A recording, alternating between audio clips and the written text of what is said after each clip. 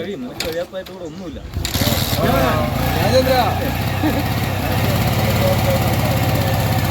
അതെ, ഏത് ബൈക്കും ബ്രൂസിലി രാജേന്ദ്രൻ സ്റ്റാർട്ട് ചെയ്തിരിക്കും. അതിന് പ്രത്യേക കഴിവാണ് ബ്രൂസിലിക്ക്.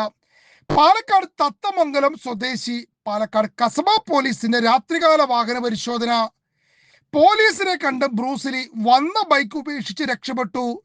തിരികെ പോകാൻ ഒരു നിവൃത്തിയും ഇല്ലാത്തതിനാൽ സമീപത്തെ വർക്ക്ഷോപ്പിൽ ഉണ്ടായിരുന്ന ബൈക്കുമായി മുങ്ങി. ആ ബൈക്കാണിതാ. വീട്ടിലേക്ക് പോകുന്ന വഴി പെരുവമ്പിൽ മറ്റൊരു ബൈക്ക് ഇരിക്കുന്നത് കണ്ടു. കനാലിന് സമീപം ഈ ബൈക്ക് ഉപേക്ഷിച്ച് നല്ല കണ്ടീഷനുള്ള ബൈക്കുമായി മുങ്ങി. ഇനി നിങ്ങൾ പറ, അന്ന് രാത്രി കസബ പോലീസ് വാഹന പരിശോധന നടത്താതിരുന്നിരുന്നെങ്കിൽ ബ്രൂസിലി രാജേന്ദ്രൻ പ്രതിയാകുമായിരുന്നോ?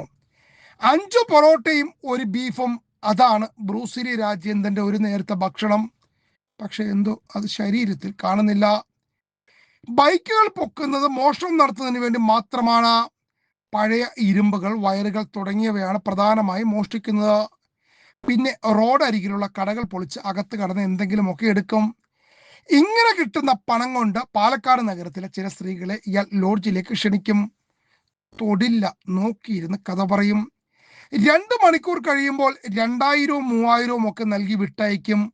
ചെറിയൊരു മനസുഖം, അത്രേ ഉള്ളൂ. പാലക്കാട് ചിറ്റൂർ, പുതുനഗരം, കസബ തുടങ്ങിയ പോലീസ് സ്റ്റേഷനുകൾ ഇയാൾ മോഷണം നടത്തിയതിന് കേസുണ്ട്.